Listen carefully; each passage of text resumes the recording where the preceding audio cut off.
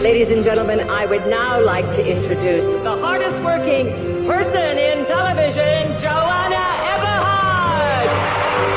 Thank you! You haven't heard. About what? All your new shows, the affiliates won't touch them. We can't let you sink the network. Thank you for taking this so well. Goodbye, everybody!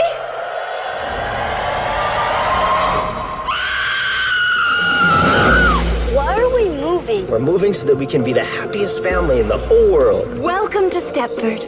Stepford is the family paradise. It has no crime, no poverty, and no pushing. Good morning, ladies. Wait, you work out dressed like this? Of course. We always want to look our very best.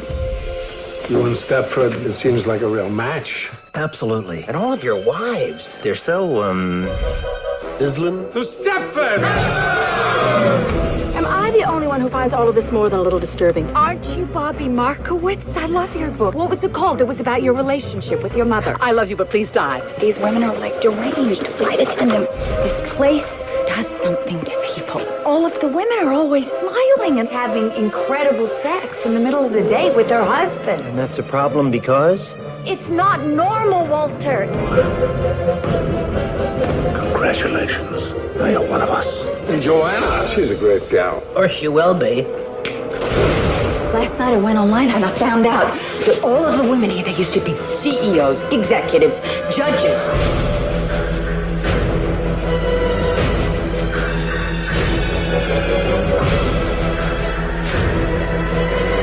If you could change something about me by pressing a button, would you? Ever since we met, you've beaten me at everything. You're stronger, you're faster, a better executive, you're even better sex. Don't deny it. I wasn't going to. Imagine if you could streamline your spouse, overhaul every physical flaw. What have they done to you?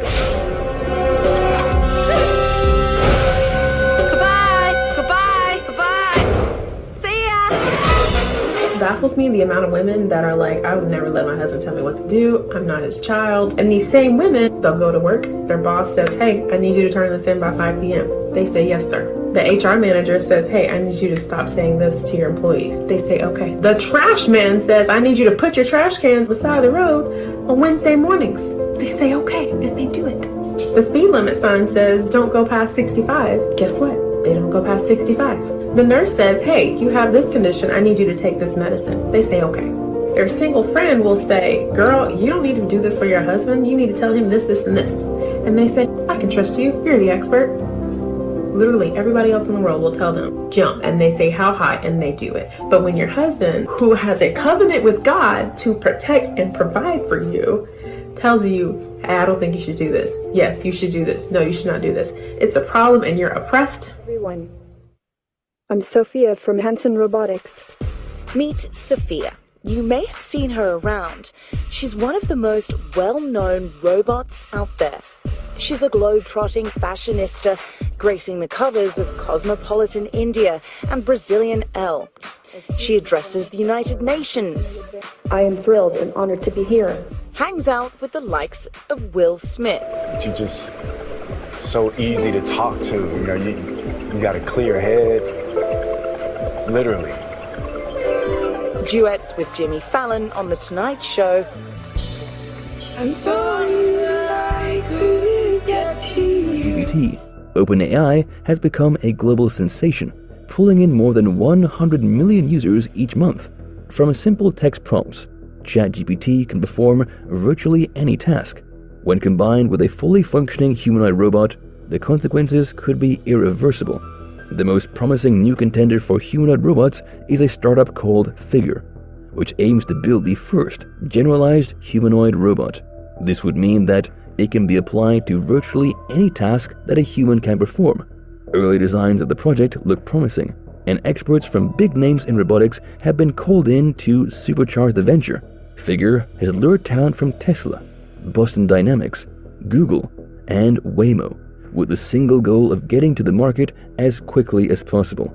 The company admits that the project has a high risk of failure, but sees the potential to build the largest company on the planet. Human-like robots could soon replace workers in all manual jobs, which promise to be more precise, reliable, and cost-efficient than humans. So far, though, the only industry willing to integrate humanoid robots has been the medical industry. Clinical trials on patients suffering from cognitive diseases, disabilities, and mental illnesses have already proven that humanoid robots can have a similar impact that human carers do. The shape, movement, and facial expressions of advanced robots can give the same feeling as interacting with a person. A robot named Harmony gives users all aspects of human connection. Not only can it respond to voice prompts, show emotions, and interact, but it can also be used for physical interaction too. Realbotics, the company behind the Love robot, has created the world's most realistic companion. Harmony's personality adapts to its owners and can be set to different levels. Her face and body are also customizable, allowing users to become intimate with whatever body type they find attractive. Proponents of love robots see them as a solution to loneliness, especially for men, but others argue that they are instilling damaging views towards women in men, and the slippery slope of human-like robots is ramping up. In the future, the world has survived. Romance has not, but it will be possible to have the perfect mate. A Cherry 2000. Looks great. Thanks. Thoughtful. Desirable. She'll never run out on him. Just short out. Sorry, kid. Total internal meltdown. Now you got her basic memory right here. Vocal patterns, verbal, whatever, basic voice. Don't look so glum. Your chassis out for the count, all right? You got the chip, you go in, you pick yourself out a new model, you slide it in the slot, you got yourself your girl back in a brand new frame. Give me a call if you find a Cherry 2000. Look, my friend, you're gonna be a very old man, round in the middle and bone dry before you find one of those in these parts. That's a chance I'll just have to take. Then, the adventure begins. Why don't you hire a tracker to go into Zone 7? We got a policy against trackers in these parts. Nobody goes into Zone 7. Look at one of the original warehouses down there. Girls stacked on the shelves like pies. I'm looking for someone to go into Zone 7. I'm E. Johnson. You're not gonna find anybody better than me, mister. I'm not a machine. If you think it's tough to meet the right people now, wait till you go looking for a Cherry 2000. All right. So let's get into it. Okay, so for those, again, that are new, these are some of our links. Please go out and follow us on YouTube. I'm going to put these in the chat later on, but, you can copy them. Excuse me. But I would say go out right now because this will be up. A lot of our other things are up, so you can kind of, go back through time and kind of see some of the stuff that we've talked about. Sometimes we do, rehash things if we feel the need to, but not always. So that's just on that. I'm going to continue to move on. I've been talking a lot about this, and I'm going to keep this as a part of a lot of my presentations for the probably for the next 2 months because I really want people to get it. This is still going on. God has still been putting it into my heart. And I just want you guys not to miss this shift. So like for new people like Diane, I know Diane is new and I can see your picture. That's why I'm picking on you. You really need to go and watch the shift video on YouTube. Why? Because right now God is shifting. And like I said, if you haven't seen it, whatever happens in the spirit, sooner or later you see it in reality.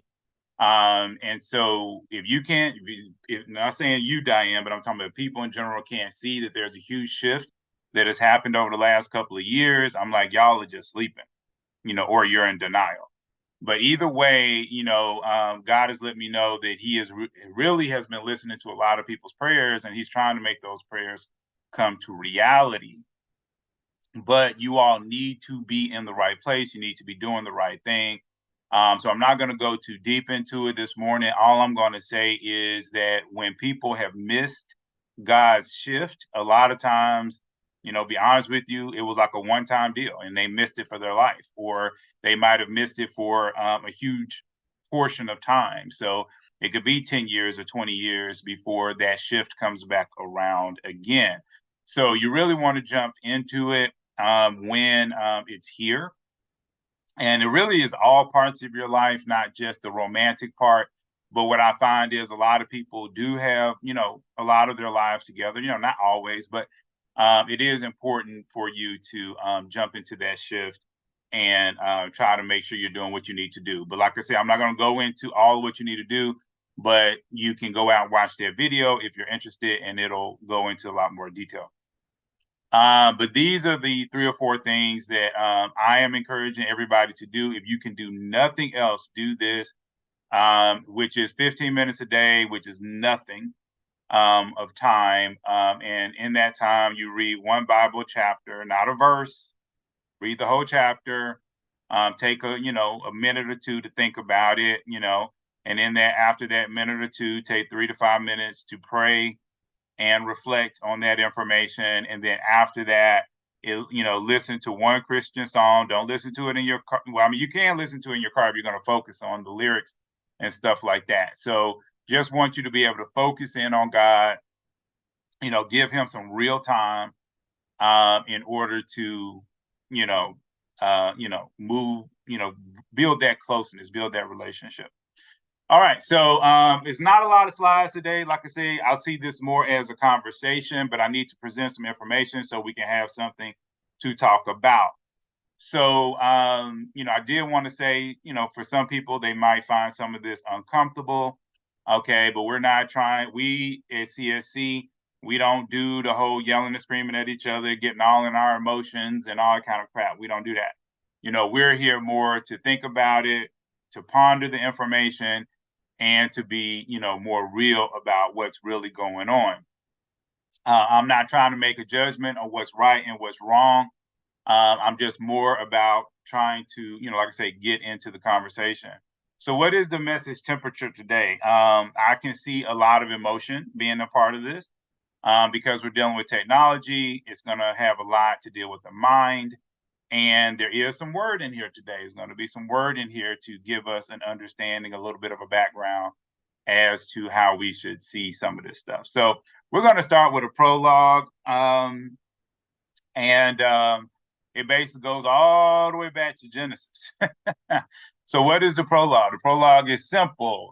God is, talking to Adam, and he literally says, "It is not good for the man to be alone. I will make him a helper who is just right for him." And we talk about this a lot in CSC when it comes to relationship, because the first thing God ever said about being bad on the earth was that Adam was by himself, that Adam was lonely. Because, according to Genesis, God was lonely, and therefore he created the world in the first place.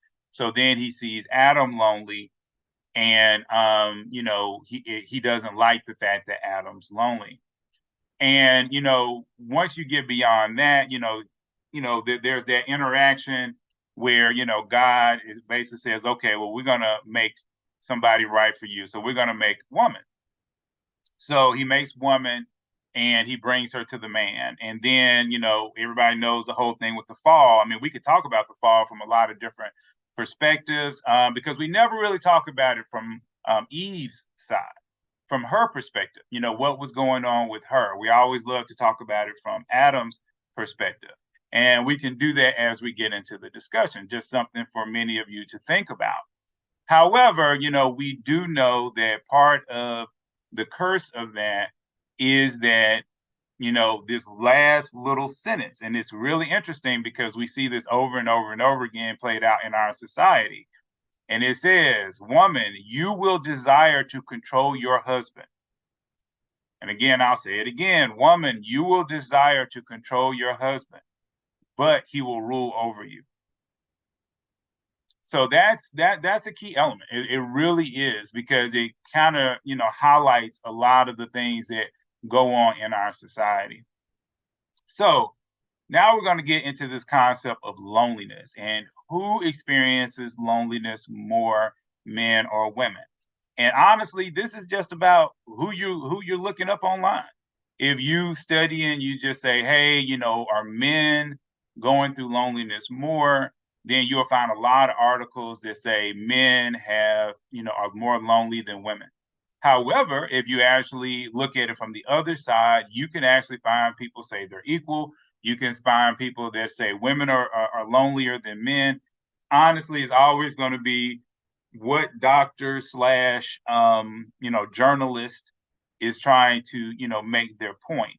But a lot of people still agree on both sides that, you know, you're getting more lonely people these days than you had in the past.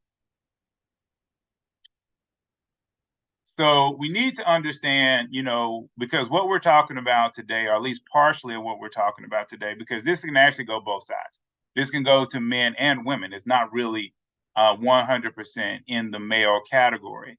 However, you know, I know from my perspective, I can probably see more men getting into this than women, but we need to understand what men want. Otherwise, we are basically making our basis on information that is our, you know, just more how we feel about it. And, you know, it can be argued that these three things are still how Jay feels about it or whatever. But as we've talked about this through the last 3 years, you know, we have found this is, you know, most men agree that these are the three things that, you know, are very important to them when it comes to women. So, what are those three things? The first one is a woman who he believes is attractive. This is always a big thing. I know some people get very wrapped up in it, and let's not play this game about attractiveness and what, you know, attractiveness is when it comes to Instagram. And, you know, before that, we would say Cosmo magazine. Before that, we would say the runway. Before that, we would say actors. It's always going to be these quote unquote standards of attractiveness. But what matters is not the standard of society and what they think is attractive, but it's what the man believes is attractive. So if a man likes light skin, he likes light skin. If he likes dark skin, he likes dark skin. If he likes thick women, he likes thick women. If he likes skinny women, he likes skinny women. Most men like different things. And it can be argued where that attractiveness mindset comes from, but women are the same way. Some of them want a guy who's really, really tall. Some of them a guy who, you know, if he's just a little bit taller than them, they're okay. Some women like a thick, bear-like man. Other women don't. So, you know, women have their own desires when it comes to that. The next thing a man wants is a woman who supports his dreams and ideas. This is one of the things that I do think I don't see as much in our current society. I don't see a lot of women who support a man's dreams and ideas. Instead, there's more of a disconnect when it comes to really what does support really mean. And then the final thing is a woman who is kind. And we've talked about that a lot because a lot of people think that kindness is weakness, and that's not true at all. Kindness is not weakness, you know, because Jesus was kind to people, but he was not weak at all. So I think people can get these confused because, you know, they've seen people get run over by maybe having one trait, but not having a balancing trait within themselves. So a woman who is kind is totally different than a woman who's a pushover. So we want to make sure that we establish that. So again, I do think this can go both ways, where, you know, women can kind of go down this path as well. But I want to make sure that we're all on the same page before we go further. So we've talked about this a lot in CSC, this new 80-20 rule. And I'm constantly telling people, hey, if you don't believe me, go out and Google it. Go out and Google it. Go out and Google it. And I never know if people really Google it, if they really care. So I Googled it for you. And I just simply took, you know, the first screenshot and I put it up here so you can see. But there's a lot of information on there. And then I took that second article, not the Quora one, but the Medium one, which is this one down here. And I put a little, you know, snapshot up here. And men kind of have understood this for a long time. I think women have not understood this. And I actually think this happens in the real world. I've kind of said it before. Women, I believe, you know, from a generational perspective, are looking for just the best man that they can get in order to protect them, in order to, move forward in life. And I don't think there's necessarily anything wrong with that mindset. However, in our current society where women can literally take care of themselves, what this has done is it has created a vacuum where a lot of men feel neglected and left out, and they're just not able to get to what they would consider is even a balanced woman to them. Now, in CSC, I have my own opinions on these things. I've talked with the leaders a lot, and I really believe both sides can be a little picky, both the men and the women. However, when people are talking about the 80-20 rule of 80% of the women choosing the top 20% of men, this is what they're talking about. And one of the things that I'm always trying to tell the women in the group, for them to understand, a lot of men seem to understand this, is that most men are not,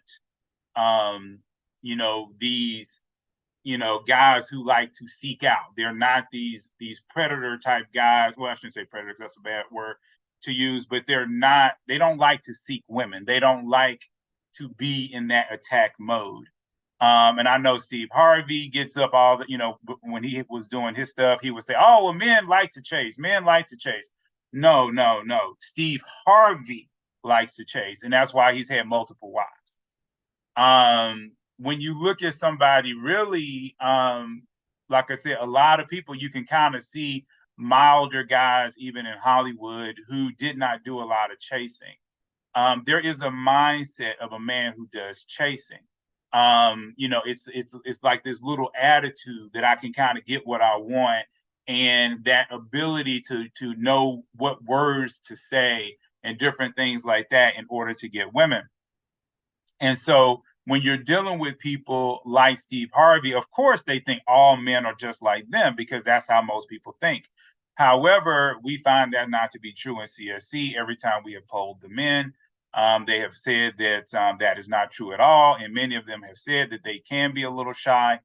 And it's always been a shock to women that this is true, but not old school women. Old school women back in the day, they would know how to go get a man. They will recognize that good men generally were not the ones who had the player energy, that knew what to say and blah, blah, blah. But our current society seems to be kind of not understanding, that old school way. So this is one of the things that we always try to talk about. And it's really important today when we start to talk about, this whole thing with AI, because what happens? Well, when men are lonely, what they're going to do is they're going to try to use their logic to figure out a solution, right? So, and while there's a lot of women that say, oh, well, that's disgusting, that's weird, that's this, that's that. Okay, there are men who have, even right now, they have sex dolls. They do. Okay, and, we can say whatever we want to say about them. We can say, oh, that guy's pathetic, all this and this and all this and this, but the sex dolls are evolving. But what we see even in the original video that I showed you guys earlier, if you go back to Stepford, and then we talk about from a Stepford wife's perspective, I think this was written based off a book. This is based off a book, and this is an old book. And I think a woman wrote this, but I can't remember. But the whole concept is she understood that whoever it was understood really what men were looking for. And that a lot of men will be okay with a woman that's almost a zombie. And then what you see later on, what I was trying to show you is you got this other woman who's coming in, and she's talking about how a lot of women will accept men in other positions quicker, their leadership quicker than many times they accept the leadership of the man that they have chosen to be their life mate, where their life mate is supposed to be the number one person that they listen to in their life. But many times they don't. And it is a phenomenon that a lot of us have seen, where, you know, a woman goes to her job and her boss says, hey, I want you here at 8 o'clock. And she just does it. She doesn't argue. She doesn't fuss. She doesn't fight. She just does it. But then if a man is saying, hey, babe, you know, can you make sure that you're here by 7 o'clock tonight, you know, to do X, Y, Z, then a lot of times, you know, not always, but, you know, there can be a fight. So that's what that's about. But then here we go, and we're starting to see robots pop up. And it's interesting to me that what we're seeing is two totally different types of robots. Now, I did lean this more towards female, but when we see the female robots, they're doing more things like communication, and they're doing things like being there as a comforting help, right? Because they were talking about the medical industry and things like that. So the women robots are almost always comforting help. Now, they do have male robots, but most of the male robots don't even look human. They actually are geared for war. So the male robots are there for protection, and the women robots are there for, you know, this more softer side type of thing. And it is interesting, again, that when we start to think about, you know, our digital helpers like Siri and Alexa and all these types of things, again, they're women. You know, nobody's calling Mac on their phone, you know, or John. You know, you're calling, you know, a woman's name and saying, hey, you know, help me. Hey, be there for me. So it's a mindset, and it opens the door for things like this. So then as you go through and you start to look at how this is happening, okay, what we can start to see is, and that's why I actually watched Cherry 2000. This is actually a great movie with Melanie Griffith. This is a great film. I remember growing up seeing it and thinking that that was crazy, that this guy would go through this great lengths just to get this robotic doll type of thing back. But what we see even now, again, over and over again, is we're seeing men that have sex dolls. We're seeing men who almost are very, you know, concentrated. Their whole energy, their whole spirit is just kind of concentrated on this one or two female image type of thing, and they go through great lengths in order to get to that woman. So you have now situations where people are saying in the very future, men will be able to come in, they will be able to, you know, pick the face, pick the skin, you know, pick how big her breasts are, how big her butt is, blah, blah, blah, and, you know, program her personality to be kind of what they want it to be. And women might say, well, that's not that big of a deal. You know, the type of guy that I want, you know, he would not like that, and blah, blah, blah. And that's a good argument. But the thing about it is, even if women are saying, hey, you know, we're out here, we're doing this, and then guys are saying, even if 7% of the male population or 10% of the male population decides to go this route, that's huge. That's huge. And there's a lot of guys who are lonely and that are frustrated and feel like they'll never be loved. And so I think they're quicker to do this than women. But again, that's something we can talk about today. And one of the things that I wanted to make sure that we're very clear on before we get into the discussion is that this is happening to all women.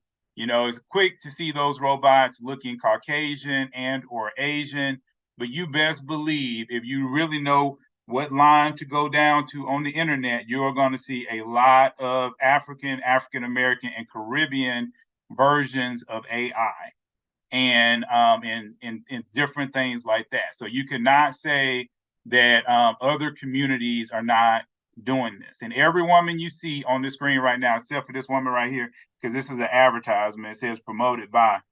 So this is an advertisement, but all these women are AI. Okay, now some of them are made to look a little bit more cartoony. Some of them are made to look, you know, smoother, but some of them look pretty real. You know, if you blink and look away and then come back.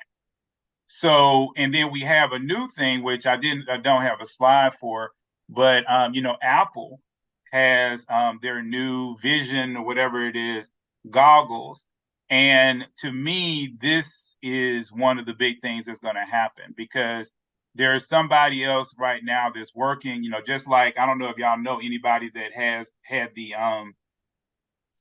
ear surgery, when they were born deaf, and they have the little place now where they found in your brain where they can actually do a little surgery and put a wire so the person can hear again. Well, one of my friends actually did have that. So it's a very real thing. But one of the things that they're doing now is that they're trying to find the places in the brain where we understand things like touch, and we understand senses and different things like that.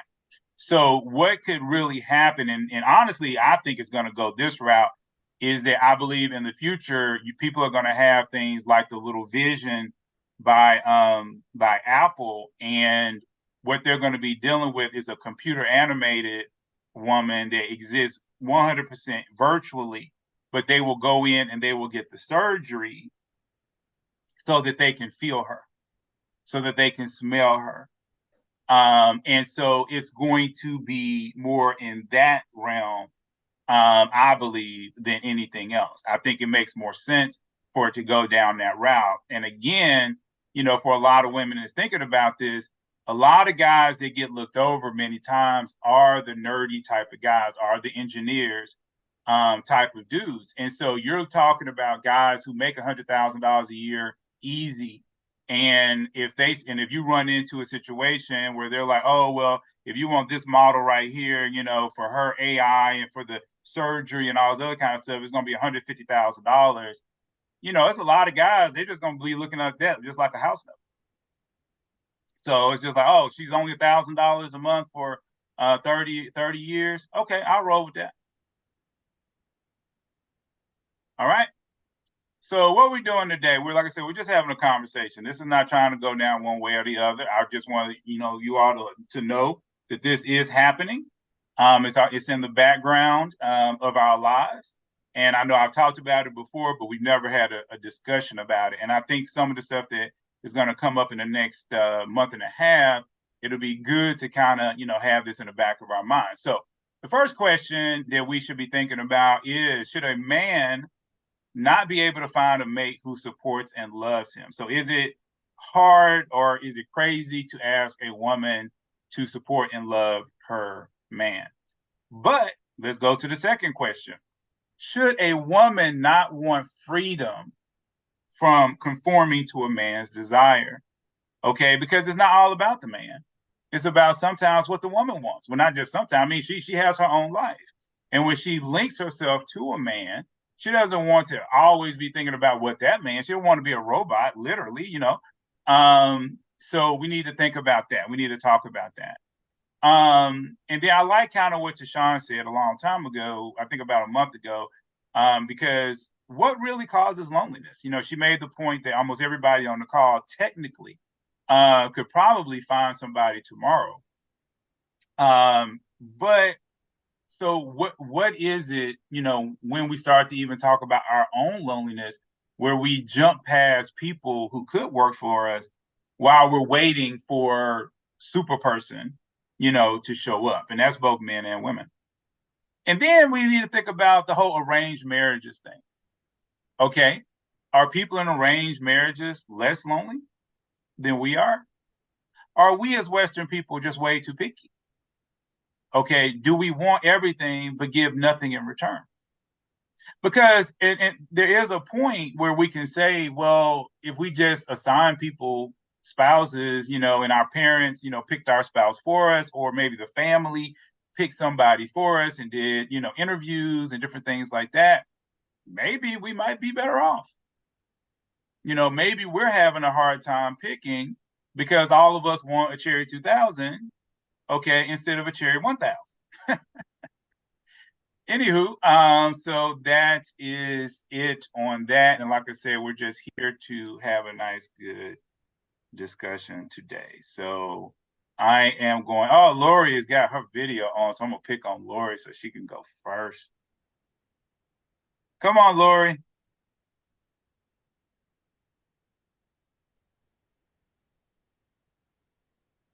So wait, I was paying attention, but not really.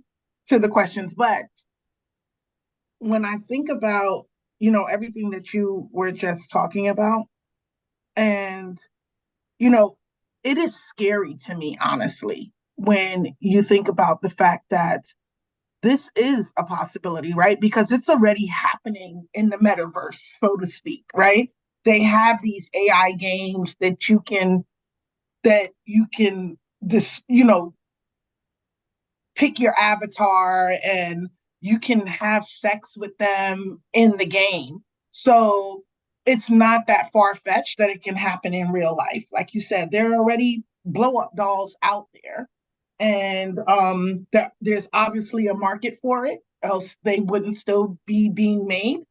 Um, but it's scary to me that on either part, nobody's going to want to put in the work, right? Nobody's going to want to deal with a real person when they can create their ideal, right? And, you know, when I think about that, like, that's not what God wants for us, and it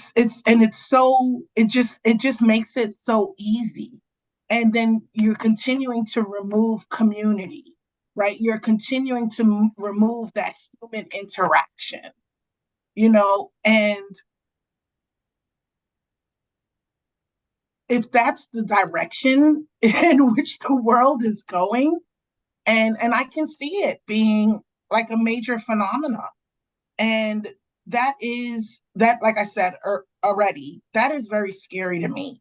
I'm not that person. I want a real person. I don't want to have to build or create, you know, my mate. You know, I I'm willing to put that work in. I'm willing to, meet somebody and grow with that person and, change with that person and, go through the ups and downs of life and not just have some creation, some doll or whatever the case may be, just to say, okay, that's fulfilling that physical aspect. But what about the rest of it, right? What about the conversation? What about the intimacy? You can't have that with a created being. So that's just where I stand on it for now. I'm sure I'll come back with something else. Okay, but remember the power of Chat GPT. Chat GPT can talk to people and they don't even know they talking to an AI. And this is true, right? Because Chat GPT, right, it learns supposedly, right? As people put answers in, as people respond, as people ask questions, it adapts and it learns. It still, to me, doesn't replace that human interaction, right? There's still no intimacy there. We were built for intimacy. We were built for community. We weren't built for relationships with robots. That's not why we were created. No, I'm like I say, I'm just here to facilitate the conversation. Come on, Diane, you had your hand up. Well, I want to affirm what Laurie just said and add just a bit more to that. We started off in that passage from Genesis about God making a helper that was fit for Adam.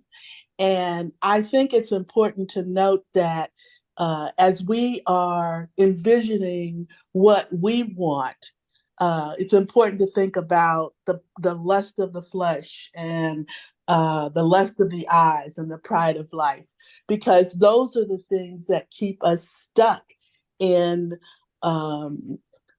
unacceptable situations. I can't speak for others, but I know that when I've chosen what I thought I wanted and really got it, it's like, oh my God, what do I have here?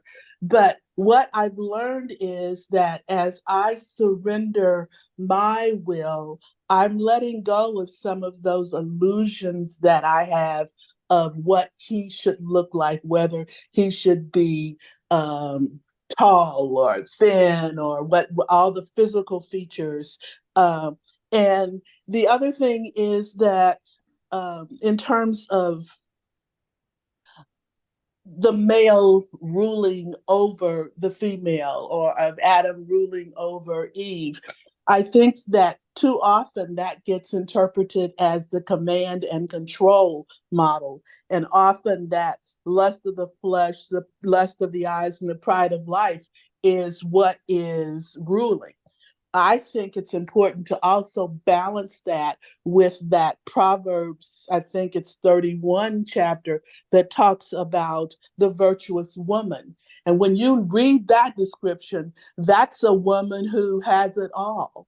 And I think that there's a way, to Lori's point, that we can have that intimacy, that we can have community when we are willing to say, thy will be done, because I want the helper that's fit for me, that's custom designed for me. But it requires that I surrender my will and say, thy will be done.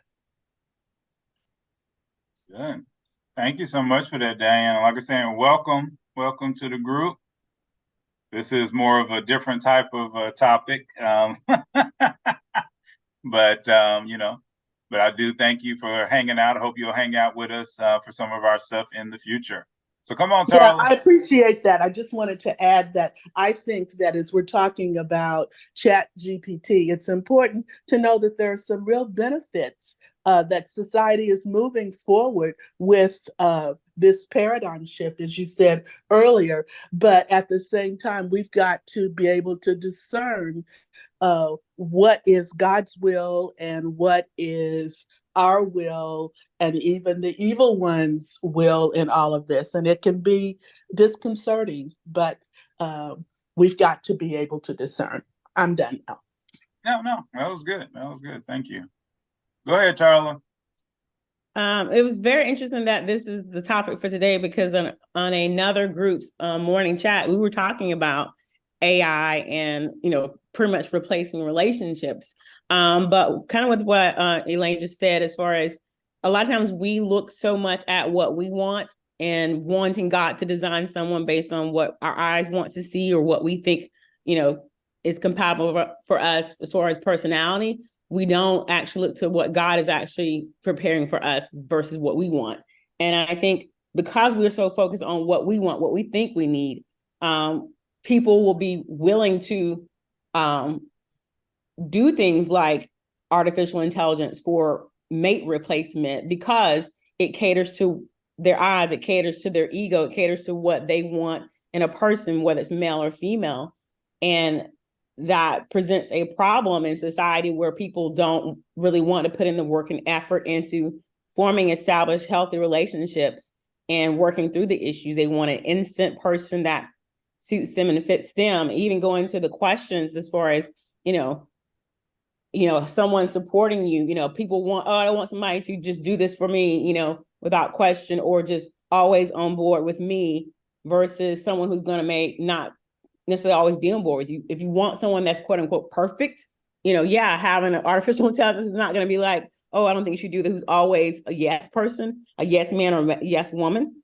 But I do think for the questions, it is important for a man to be able to have his mate to support him and love him.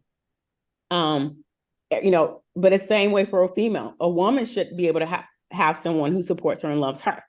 But with a woman, should a woman want to not have freedom, not want freedom from conforming to a man's desires? It's kind of like, what is that desire? Is it desire that, oh, I want somebody to support me? Or is it a physical desire? Is it like, oh, I desire a woman to look this way, or I want a woman to behave this way? A woman shouldn't have, or a person, man or female, shouldn't have to conform to a physical appearance just for a person to say, oh, you fit my criteria, you're what I want, because, you should conform, you should work out and lose weight. Working out and lose weight is great, but don't do it because you're trying to conform to that person's idea. Do it because it's right for you. Do it because it's a healthy, thing to do, but don't do it just to quote unquote be the perfect mate for someone, No, that was good. I mean, I would put in there, since we're, a lot of the stuff is physical, I think for both men and women, could it be ever like a hybrid where, maybe you're doing a little bit for that person and a little bit, for yourself. Like, for instance, like if I was with somebody and she was like, well, when we go out, I really would like for you to wear a suit, especially in the winter, or at least a sport jacket, in the winter or whatever when we go out. And we go out maybe a couple times a month. I really wouldn't have a problem conforming to that. That wouldn't really be a big issue for me. But again, I run into people that is an issue for them. They don't like that. They don't want the person even having that much power. And then is it really that bad though, to do something like that for your person? Or is it saying, hey, I just kind of want to be loved the way I want to be loved and I don't want to make any changes? I think it's definitely, there's always a need for compromise or that hybrid. Yeah, you don't want to be like, oh, I'm not going to do anything, but you don't want it to be a complete control turnover where the male or female is telling their partner or their spouse that no, you need to be exactly what I want you to be. No, it's a difference from compromise to say, okay, yeah, this may not be my thing that I really want to do, but I can see how it benefits the relationship or it benefits me, even if I don't want to do it, if I don't want to exercise, but yeah, it still makes me healthier, but I'm doing it as a compromise versus I'm doing it because I'm trying to be that, basically giving no control and letting a person tell me you need to do this because I said it, or, male or females, mandating it versus a compromise because you're agreeing to meet them halfway with something. Okay. I feel, no, I'm not even gonna do that joke. I'm just gonna leave it alone. But I do want to. I know I'm gonna joke on you, Natalie, in about 5 minutes because I know everybody's. If y'all haven't seen Natalie's chat, that's a good one right there. But Tashawn is ready. She's ready to go. So come on, Tashawn. Yeah, there's a lot to unpack. I think it would be great if it was just these small things like wearing a suit or, wearing some makeup or something like that. I think what becomes difficult is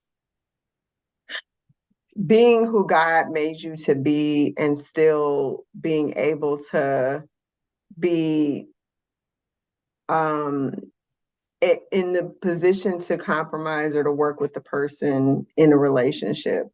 The issue that and I'm speaking for myself, the issue that I have come up against in whether or not I can, and that's why I always think like, okay, can I submit to this person? Is their path, their purpose aligned with what God has purposed me to do? Because I don't ever want to be in a position where I have to choose between God and my husband. And unfortunately, as I get older, there tends to be a lot of what you had shared in the presentation, Joseph, of, okay, support me and what I want, and how do you fit into what I'm trying to accomplish versus what we can accomplish together. And I could be wrong because this is just what I believe, but I believe that if God places a purpose in every one of us, the right fit means that that purpose aligns you so that you now are helping each other fulfill your purpose in Him. And it's not going to be a situation where you have to now lose your God's vision for your life to support that other person's vision. But what's interesting to me is that I've met a lot of great men, and they have awesome visions that God has given them for their life, but they feel competition with my vision also being a part of that. And that to me is a weakness of character. I don't think that they're bad people, but I do think that it should not be viewed as a competition. If we as women are supposed to be competitive and, trying to be the man or wear the pants and all of that stuff, so too should a man not be taking that stance of, oh, God gave you a purpose too. Well, I don't know, because I need you to. I mean, that doesn't compute to me. And I've tried to plant a seed of, maybe seeing things differently for these gentlemen. I understand that it might not be the vision that you grew up with or what you think, but that doesn't mean that you have conceived all that is possible in God. So if you believe and you see this awesomeness in this other person, but you decide that because they're not what you thought they should be. I mean, how often is what God has done in your life been what you thought versus what you never could have imagined? So I think that sometimes our lists and our expectations limit God and what is possible.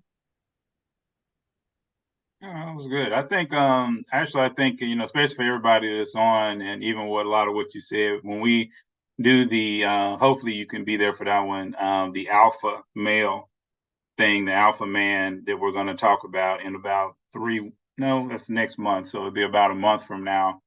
I think a lot of what you said right there will hit home in that one as well, because I think there is a lack of understanding, for a lot of men about what they should be doing and what they should be looking for and how they should be handling their relationship. And I think that there's a lot of women who don't even understand, again, what they should be looking for. And so that's why they end up with these really crazy guys that, ain't about nothing. But I think to a degree, can we say, I'm going to get to Elizabeth, but, for everybody else, as we're thinking about this, is it really coming down when we start to deal with AI? And kind of Lori mentioned this a little bit. Is it laziness? Is it laziness and just the lack and the desire of wanting to get along with somebody else? Having to deal with somebody else's drama and then just basically being like, hey, it's about me. Me. I want it to be about me. All the time about me. Only be about me. So we can think about that. And then I'm going to let Elizabeth go ahead and say what you got to say, lady.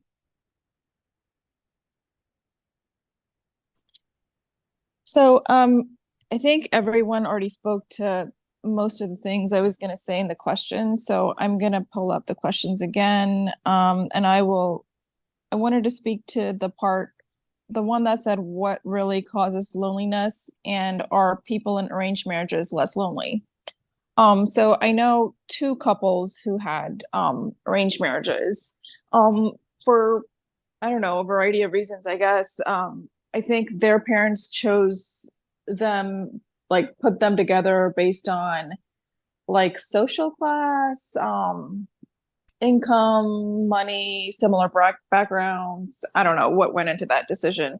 But anyway, so I was thinking about one of the couples, and now I will say both of them are doing very well and have done very well financially.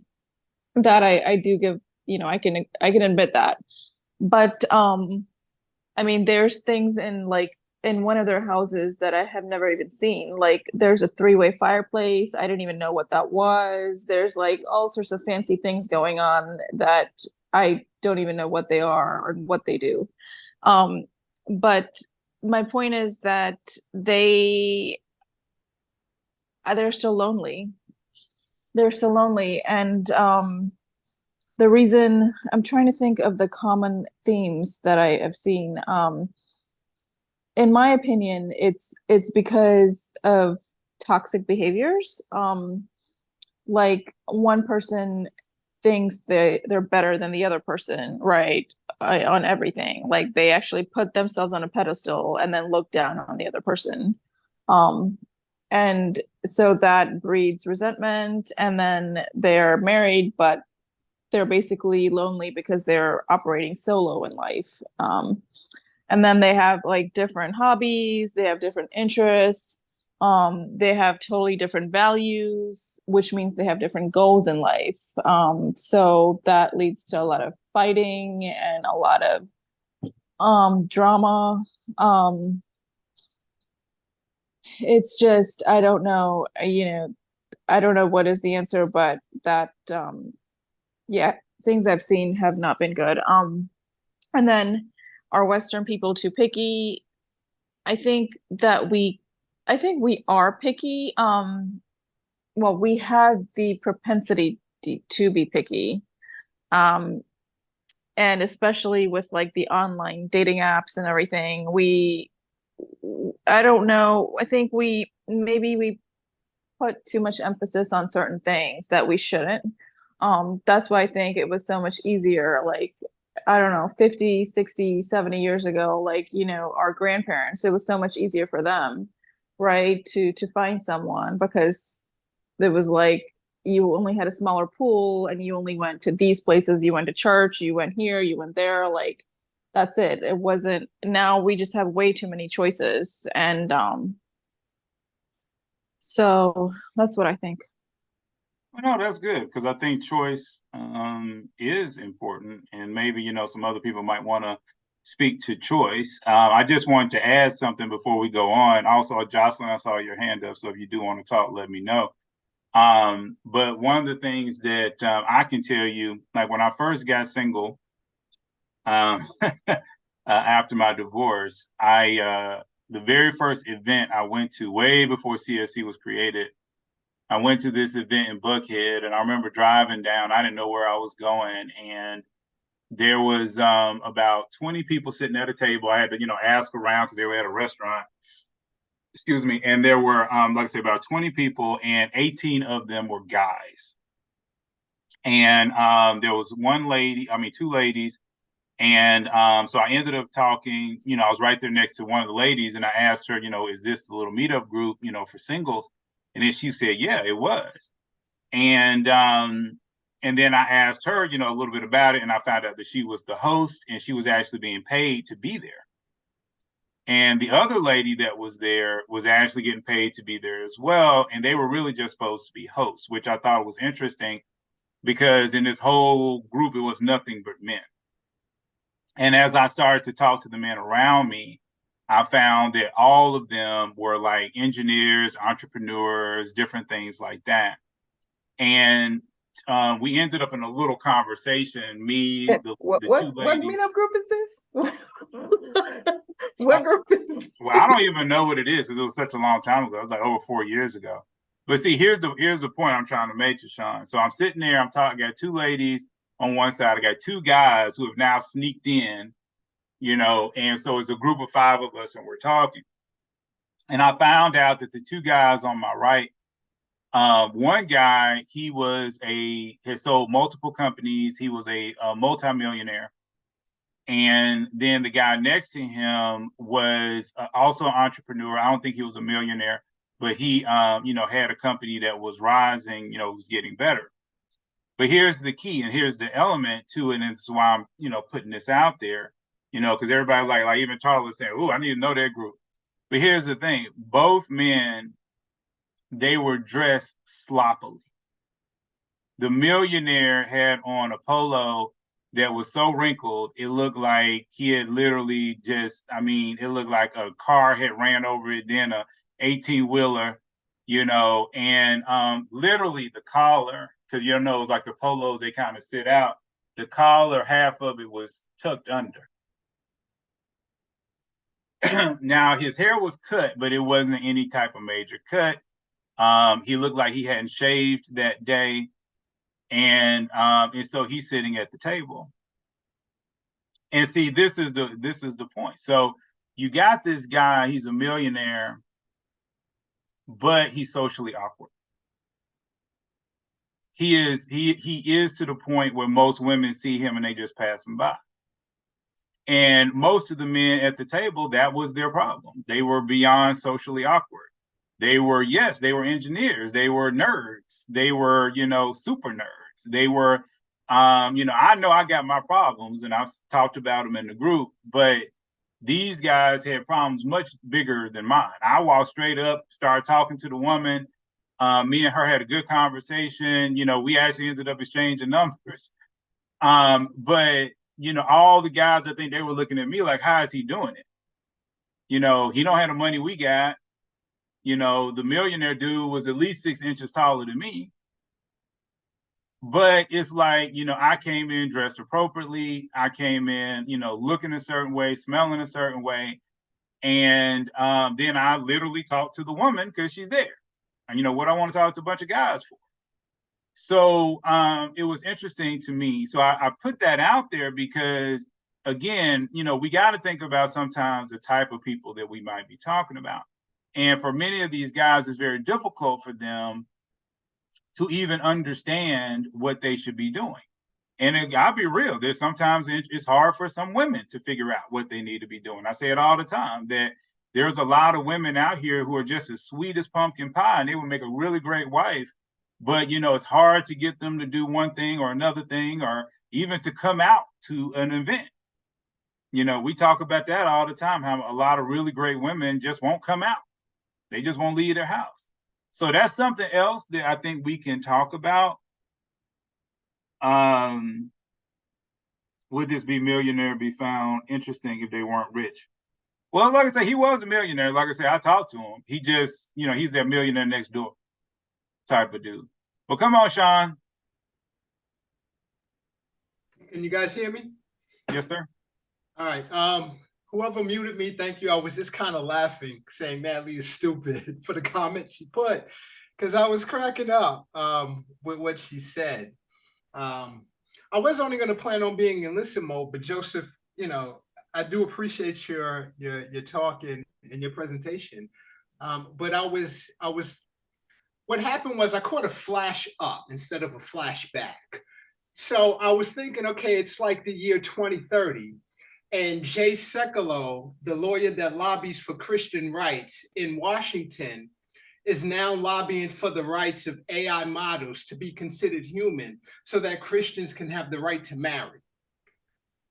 And that, it sounds far-fetched, but it really isn't. Everybody's talking about ChatGPT as far as AI. But I'm deep into AI models. ChatGPT is the weakest of them all. There's about 4 more that are a whole lot more powerful that they're using in manufacturing applications and data science applications that it can do a whole lot more, than ChatGPT. But it's a reality. We look at the movies. We remember when we used to watch Dick Tracy and they had the watch that was a phone. This is what we're in now. So, as Christian men and women, we really need to take a look at it because there's a term now in AI or in the AI world called uploading the consciousness, uploading your consciousness. So all your wants, dreams, aspirations, everything else, you're typing it out on a piece of paper and then you're uploading that to an AI model, and it's going to spit out exactly what you want. So Natalie, you may be able to do that one of these days. Just keep hope alive. But yeah, it's a real thing. So, but to your point, Joseph, about is are we just men being lazy, or are we just being lazy?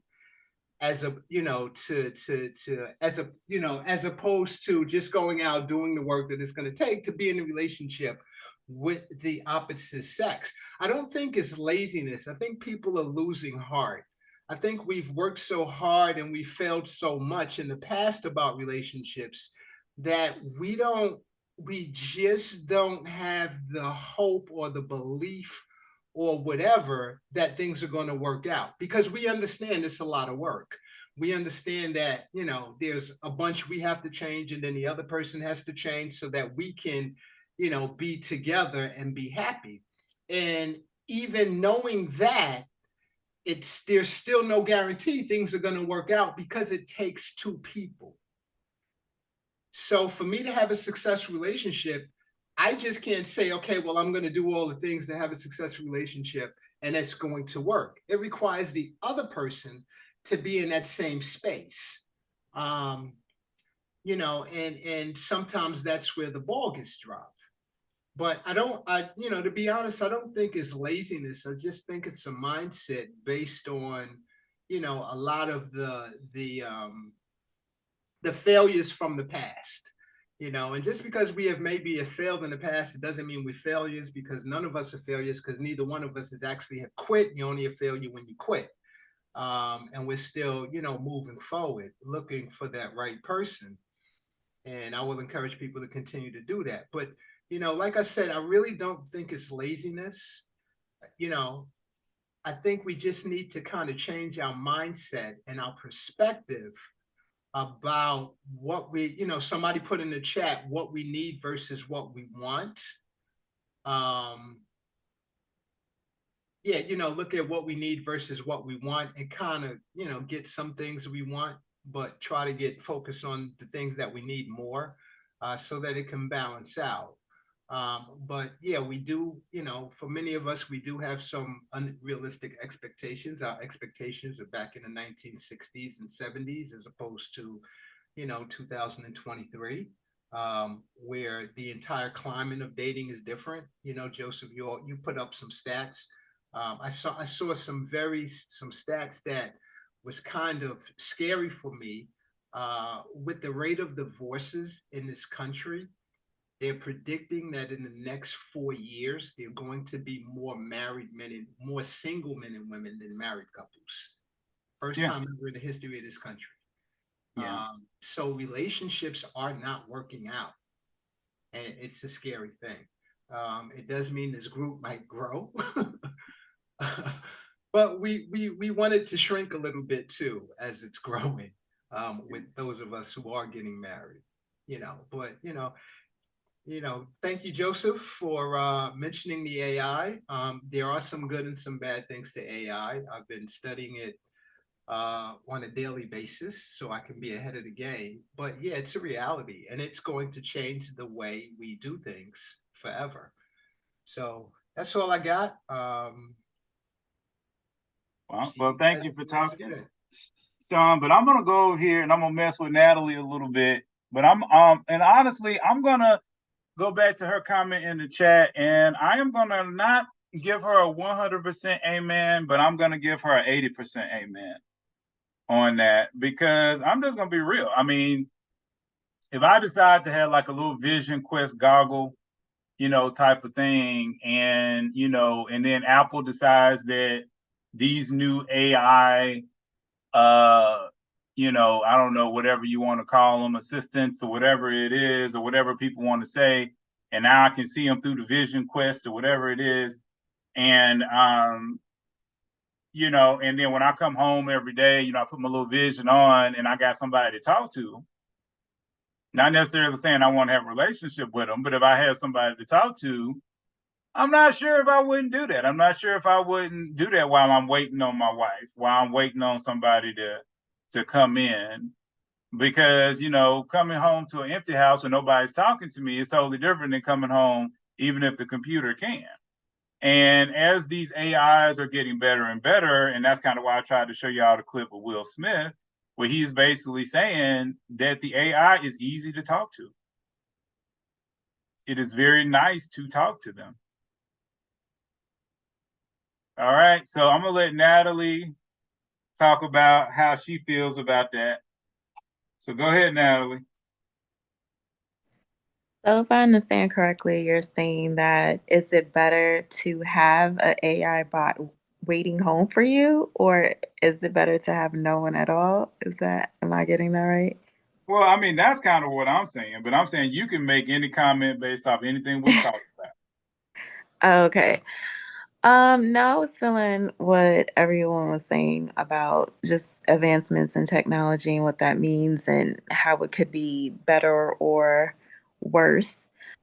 I don't know. I guess because me being in tech, I can appreciate AI for what it is, but I also believe that it's slowly replacing the human qualities of what humans innately have, which is like empathy for each other, just emotional intelligence, because AI will never have emotional intelligence. I mean, they could probably speak to it, but they can't feel it.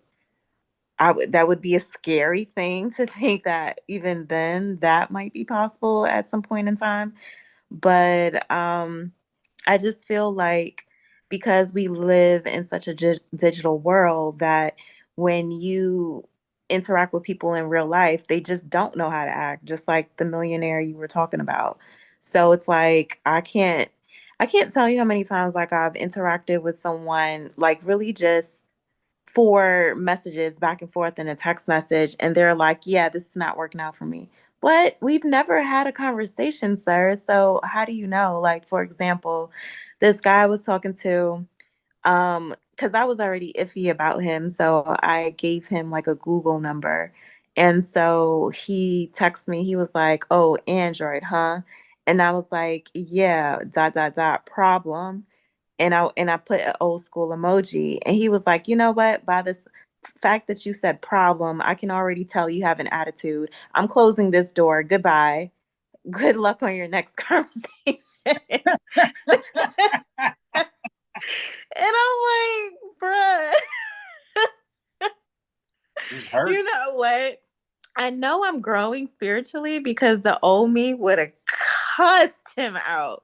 But, I was just like, this is just the world we live in, Natalie. So just move on, But this is where we are. And it's just sad because it's like you meet someone and you want to meet someone online because honestly, that is the ideal place, I think, to meet someone because you're literally getting a snapshot of the person's life. They have to tell you, their height. They have to tell you to a certain extent what they do. You see a little bit of their personality through pictures and stuff like that.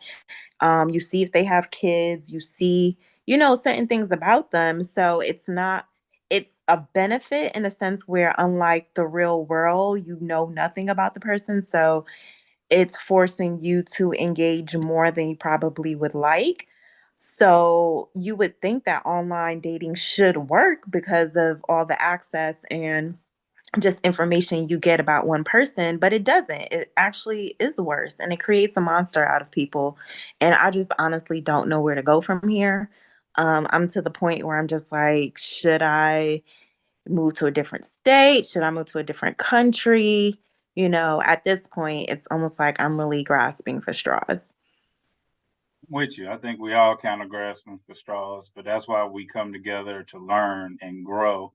But I guess to get back on this AI world, because one of the things that they can do these days that I don't know if everybody on the call knows, they can build you.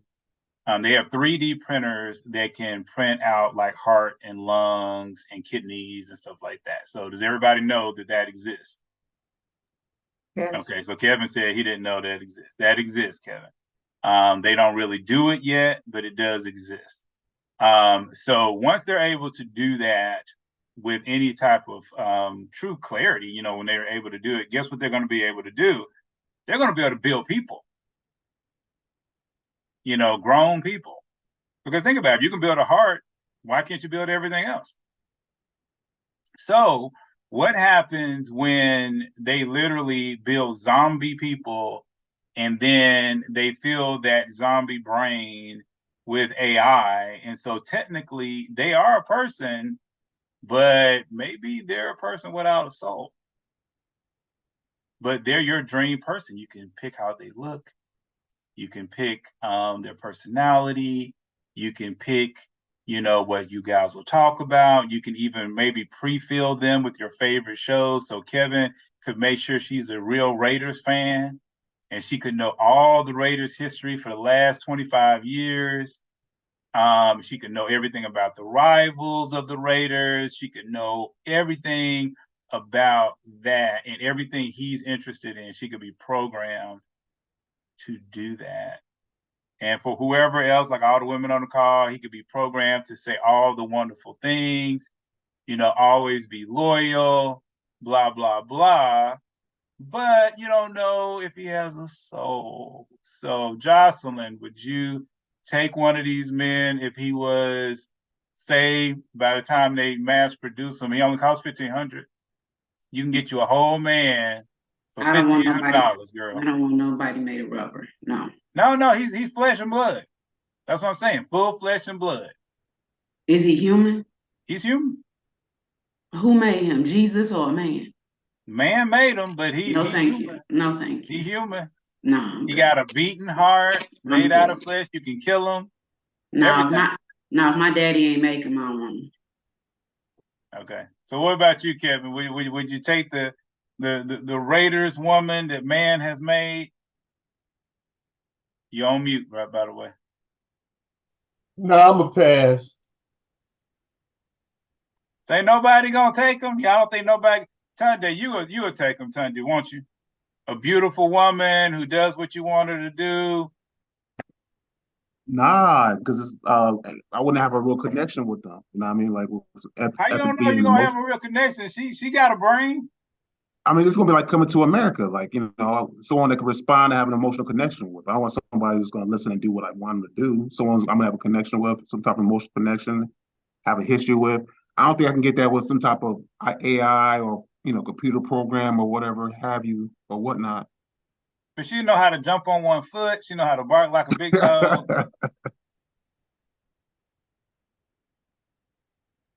So no. Nah, I'm good.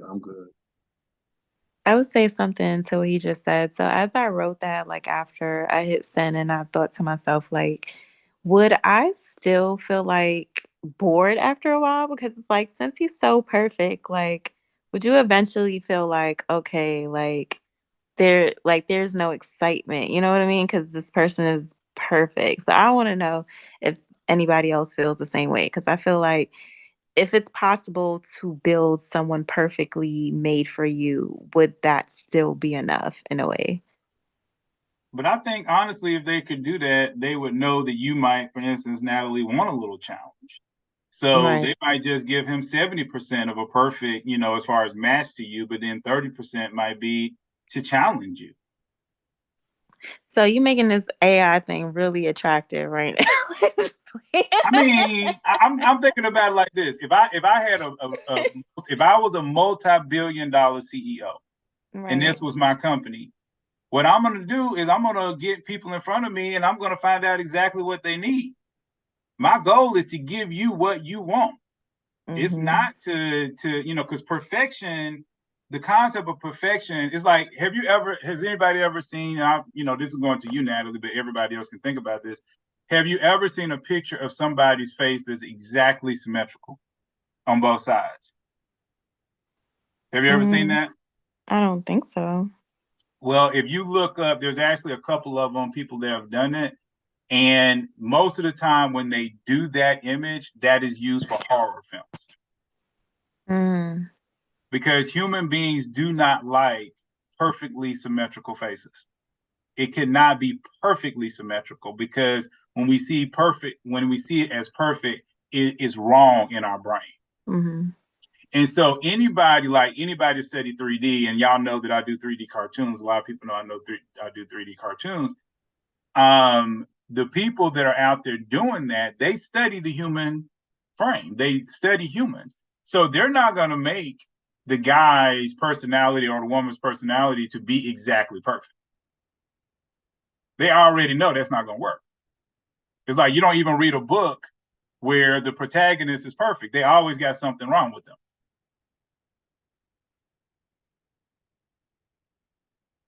So let's think about that. Come on, Tashawn. She got her hand up. Well, I think that the idea of perfection is interesting because it sounds like perfect is being framed as that there is no challenge, there's no friction, there's no push or pull. It's just like everything's flows and is easy and wonderful. And that is not God. I mean, if somebody can show me that in the word, I'm interested to know. But God is always pruning and poking and pushing and bringing people and situations into our lives to prompt us to grow in very uncomfortable ways. And really, if we're honest, mainly uncomfortable because we good. Like, I don't need to grow there. I'm perfectly satisfied with how this branch is fitting on me. I don't need to expand in any way in that area. I like this about me. And God is like, nope, chop. And we want to say the devil chopped it off, and but the truth is that God was telling us, well, like, you need to go on ahead and let that go. He's like, but I really like it though. No, you need to let it go. It's holding you back. And so I do try to be empathetic when I hear, when I am meeting men and I'm hearing what they're saying, because I think a lot of it is what Sean Williams said. We all, after a certain period of time, start to develop a callous relationship PTSD, if you will, of like, this conversation again, this, this lunch, dinner date, coffee, whatever again, this expensive dinner, Kevin, again, that is just a waste of money and time. And I say callous because we know how we feel and how other people's rejection makes us feel. And rejection really comes down to it not going the way we wanted it to. But we readily dish out that rejection to other people. And we don't see it that way because we just like, I don't want to waste my time. I don't want to waste nobody else's time. But it feels like rejection because it's not going the way they wanted it to either. And so I think we can take everything as a learning experience, but God did make us with this really pesky need for each other. And so when you're rejected over and over again, when things don't work out over and over again, and we need the acceptance, we need the connection, and you are not finding it, especially some of those people that do struggle, they're socially awkward and people feel like they give them the ick and all of that. And so what choice do they have? They need it. And God gave us this great imagination to fill our needs however we may. Necessity is the mother of invention. And so artificial stuff sometimes comes into play. And everybody on this call indulges in some artificial reinforcement of their need to be seen, heard, accepted, acknowledged, whether it's social media or even this call. I mean, this is an artificial way of communication. And so, as I forgot who it was, somebody said it's not all bad, but we just, as humans, have a way of taking it too far. We just be doing too much. And so I would, what we really need to do is what we're not going to do. And that's why, as Sean was saying, the situation with relationships is so dire, because we're not pouring into each other what's needed to make relationships better. It takes us pouring into the people that are not our people, quote unquote. That's not your man or that's not your woman, but that is another woman or man, sister or brother in Christ that needs your consideration, that needs your support, that needs your advice. Like, you know what, if you would just, like, iron your shirt, you might get better results. Like, just giving some of that feedback and support can sometimes help. But I think one of the things that hasn't been mentioned about the old school is that men and women would not expect like plug and play. Like they knew, okay, I'm gonna have to work with this person. They don't know how to dress, they don't know how to do these different things. So we're gonna work on that together. And they were willing to, work on that together and not just be like, I know that I could improve in this area, but because you asked me to do it, now it becomes a battle of wills versus am I being my best version of myself? No, that was good. In fact, you brought me right into where I wanted to go. Because I think really the whole AI thing is sitting atop, the loneliness thing, which is sitting on top of what you just mentioned. But I want to just remind people that we are at 12:45-ish. So those that need to drop off, we can before we go into this next part of the conversation, because we generally hang out for 2 hours. But, if we want to talk, we just keep talking. So I know it's a little bit smaller group today, but I wanted just to go into a different direction. But I want to pray us out just in case people do have to go. And then I'm going to go into the next phase. So, Lord God of heaven, we just thank you. We praise you, Lord God. I thank you for being with us throughout this conversation. This is something that is happening in our society. So I just wanted everybody in CSC to be aware of it so we could think about it and even try to find the foundations and whether or not that might even shake our own foundations and where we really need to be in you. So I ask, Lord God, that you would protect all the CSC, those that are here and that are not here. Lord God, I ask that you would bless them this weekend and that you would give them a great week. I'm always, Lord God, asking them to go out, Lord, and just to recognize that you want them to have a really great, awesome life, but they need to be obedient to you and to recognize your goodness, your glory, your righteousness. So I thank you, I honor you, I praise you now and forever. And just ask that you would guide us and lead us and tell us what you would have us to do. Through your son, Jesus' name, we pray. Amen. So to Tashawn's point, Sean got something to say. You want me to go into my next point, Sean, or you want to pick it up before I change the subject a little bit? I just want to be real quick. A lot of y'all know the story of why I joined CRC. Some of y'all knew, y'all might not know. And it was during the COVID, when COVID first hit.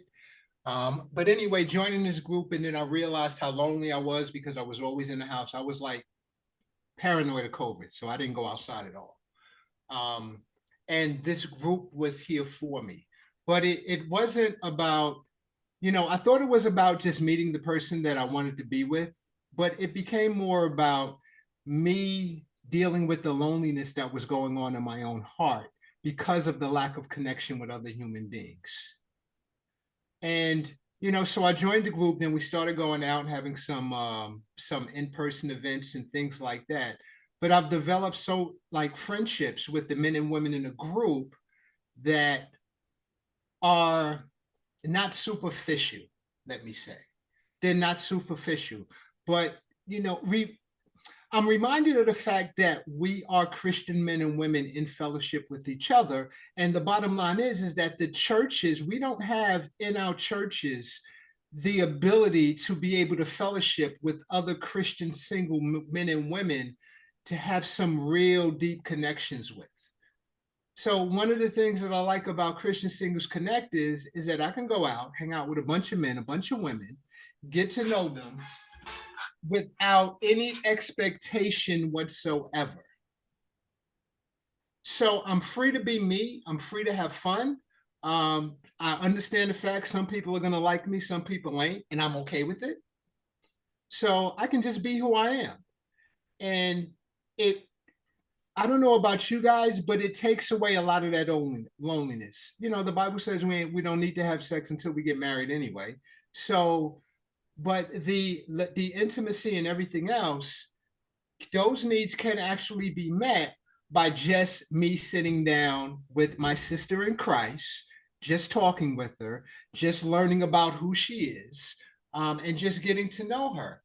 Like, I enjoy it. This is why I became one of the organizers. I want you guys to kind of experience the same thing I experienced in this group. Like, y'all know when I go out to these events, I love y'all. I'm going to have fun with you, whether you want me to or not. If you ain't laughing, having fun, I will hold you down and tickle you. or buy you a tickle me Elmo or something like that. But we are here to have fun and have a good time and really just get to know each other in a non-threatening environment. So that's why I joined, but take it as a commercial for CSC for y'all to come out to these events because we do have a good time. All right, that's it, Joseph. No, that was good, and I thank you. And like I said, I mean, especially for new people, I know, like I said, Diane's new. You know, we definitely encourage you to come out. And it's not always about meeting people in CSC. I think people get caught up with that. That's not the purpose. You should join CSC. Yes, you can talk to people in CSC. We do not care. We're always open for that, but we really try to find places a lot of times where you can meet other singles. And then we also just want to encourage you to get out of the house. Donna dropped off, but you know, she used to talk about that all the time, how she would, you know, she's more of an introvert. She kind of stays in the house, and she noticed that during COVID, she kind of barricaded herself in, kind of like what Sean was saying, and she recognized that she had to get back out. So CSC allowed her the opportunity to get out in a very safe place where she could be among friends and kind of get her energy going to be back out and about. So it is really important to get out. You know, like I said, Amazon does not deliver men and or women, you know, and so you need to get out. But anyway, I want to talk a little bit to what Tashawn's point was very at the end of her last piece, which is kind of where I'm going with this. So one of the things that we can see is that we have this 80-20 rule. And even when I talked about the millionaires, here's the whole thing. See, for me, I'm just going to be real. For me, I would love to have a woman to come in my life and basically say, oh, baby, let me press your shirt out for you. Oh, baby, let me help you get your hair right. Let me help you get your beard right. Let me help you do XYZ. See, that used to be the norm. That used to be the norm. People wanted to be needed. Now we live in a society where we don't need nobody. Women are saying, I don't need no man. Men like, I don't really need no woman. I can do it everything on my own. Why is it that we're trying to get away from doing for other people and having other people to do for us? You know, because we need to think about this. You have a really great guy in front of you. Maybe he has really great conversation. He's attractive, but you're like, man, why his shirt so wrinkled? You know, why his haircut jacked up? You know, I try to tell you, I've been real on this. There was a woman I dated that went out with her, and I know some people have already heard this story. And I swear down, y'all, she was missing about 9 to 11 teeth. I couldn't count them exactly, but she was missing a lot of teeth in that mouth. A lot of teeth. And, you know, I did meet her online and she had her mouth closed or whatever. And the way I looked at it was, you know, how much money I got to put in their mouth to fix them teeth. Shoot, $10,000 putting in their mouth, even if I got to finance it, if that's all she need, but we good everywhere else, that to me is a good investment. And you got guys right in front of you, maybe, you know, some of the ladies that maybe they don't know how to put their clothes together. Maybe they don't know how to do this or do that, but you know they're a good person. So why is it that you will look beyond them instead of just saying, you know what, I can work with this. This is a person I can work with. If they love me and they do me right, now I know before we get into the lady side, because I know there's movies out there where the woman put in the time to build the guy up and all this other kind of stuff. But you got to remember, you know, you don't want the player. You know, there's guys that look like crap, but they really players on the inside. And so you got to need to know the difference between that. And like I said, we're going to talk about a lot of that in the alpha thing that's coming up in about a month. But let's talk about this. You got a multi-millionaire dude, or even if he's just worth $1 million, you know, in front of you, he's your age, you know if he got that, you know, you could cut his hair or whatever, that he'd be looking good, put him in the right outfit. Why you won't talk to him? Don't make me call nobody. Because I'm looking at Shelly, I'm looking at Lee, I'm looking at Katrina, I'm looking at Margaret. You know, Daria been talking inside the text, so I'm going to leave her alone. Come on, Mark. I got you. First and foremost, That's called potential. And a woman don't want to do potential because we've done that potential thing before and it leaves us high and dry. Because a lot of men, they will get with you, they look at you as a come up, and once they get what they're trying to get and they get better, they say, oh, okay, I'm at this position now, I'm at this place in my life, I've come up a lot, I can do better than her. So they move on. So explain that to me if we're trying to go past all the physical features and, okay, let me just give this person a chance. See, they may not be like that in the beginning. They may be humble. But when they get that ego going, oh, I can do better than her, I'm at this level. That's why women bypass those men's now. Okay, well, I'm gonna say, because I know you're on your phone, so you might not have seen Jocelyn, give you the praise, and Tyler dropped in and she gave you some praise, and even Lori said, "Been there, Margaret. You fix him up for the next woman." Exactly. But see, I'm gonna say, why you picking that dude? See, there's an energy on every dude, and there's an energy on a dude that's gonna stay with you, and there's an energy on a dude that's gonna leave you. So my thing is, we gotta start figuring out how to find a dude that's gonna be there with you versus the dude that's gonna leave you. That's easier said than done. It is easy. I mean, it is really easy if you know what to look for. That's why we're gonna talk about it in a month. I don't want to drop it all right now.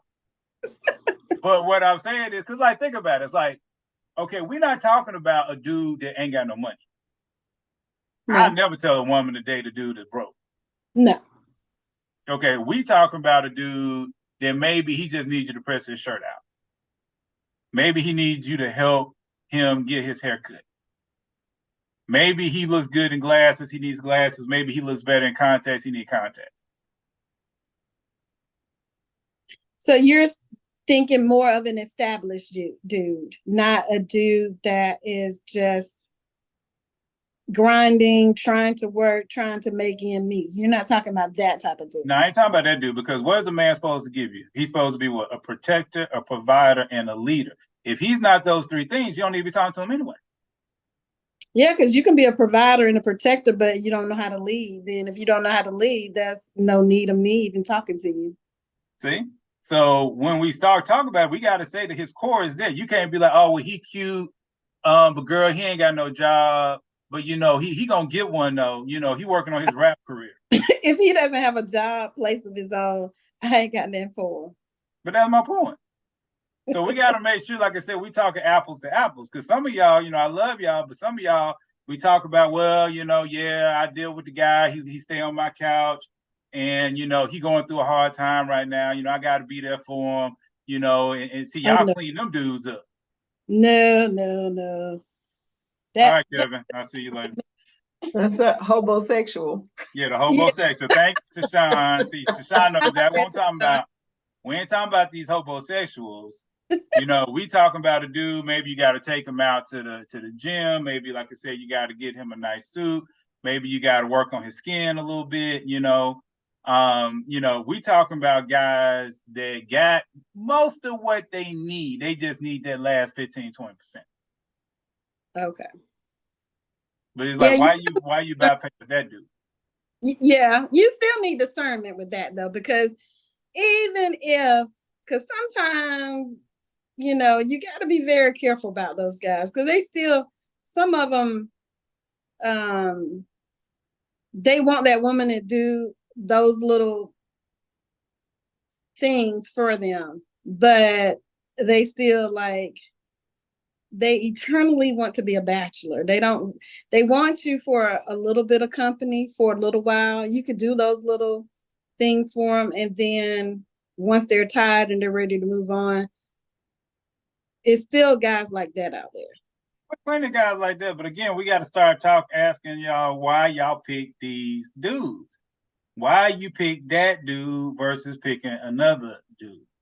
But I'm gonna let you think about it. Tyler had her hand up. We're gonna go to Tyler and let her talk about it. Come on, Tyler. Okay, well, to kind of echo what Margaret said, yes, that's why women don't do that.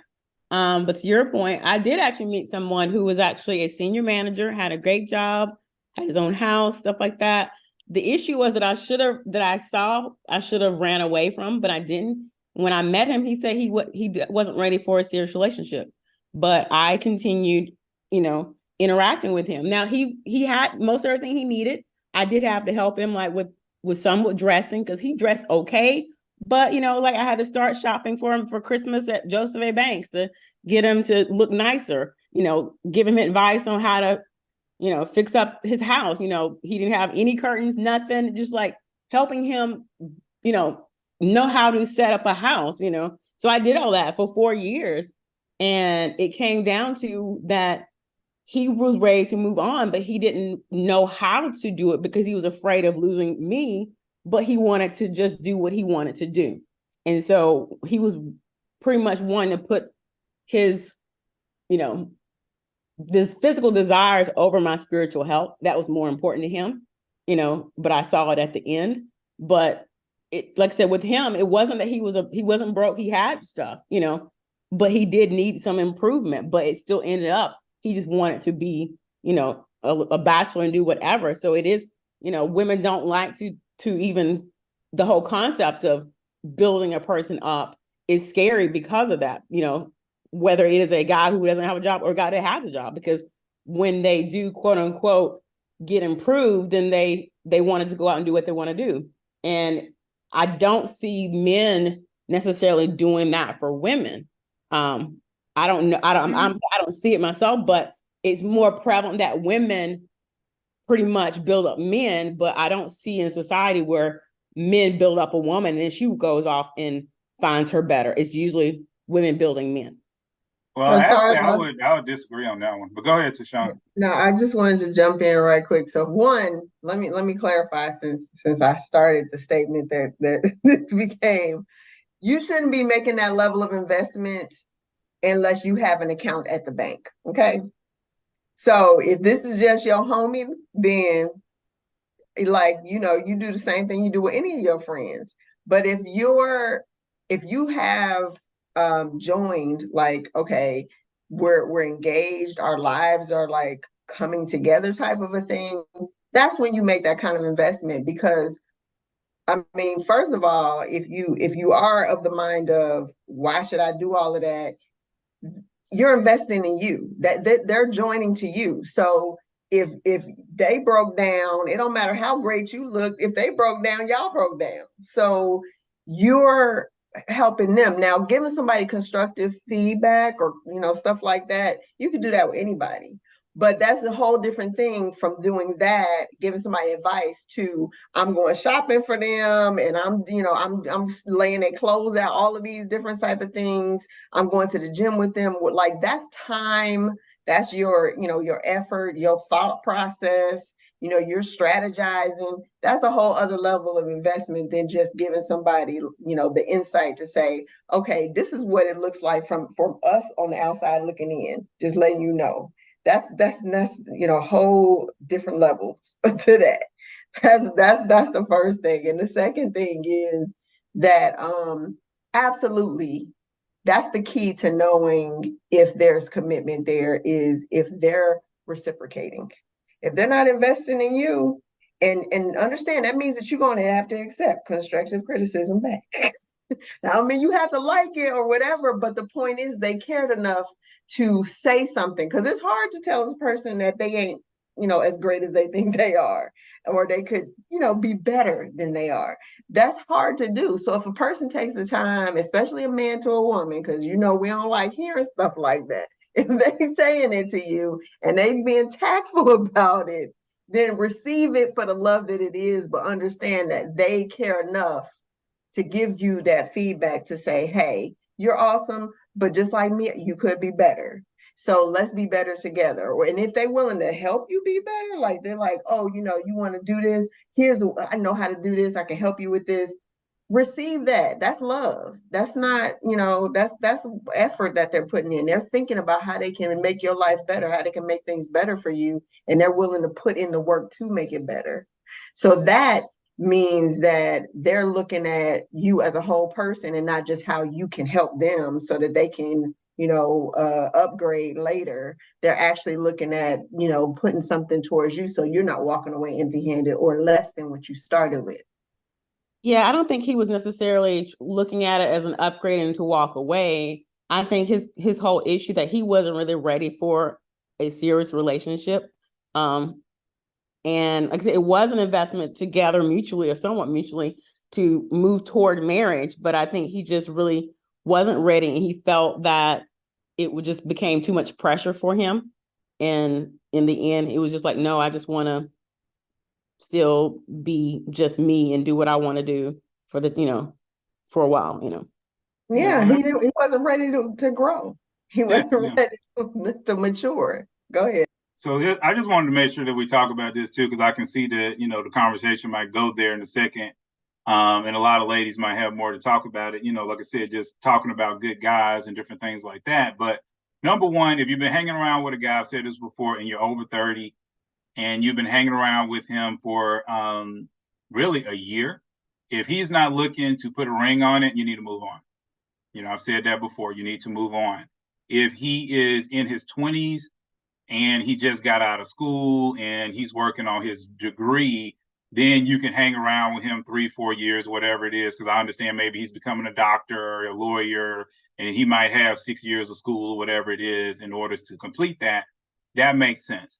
But if you are dealing with a guy who, like for me, I do not have a master's degree, I just have a bachelor's degree.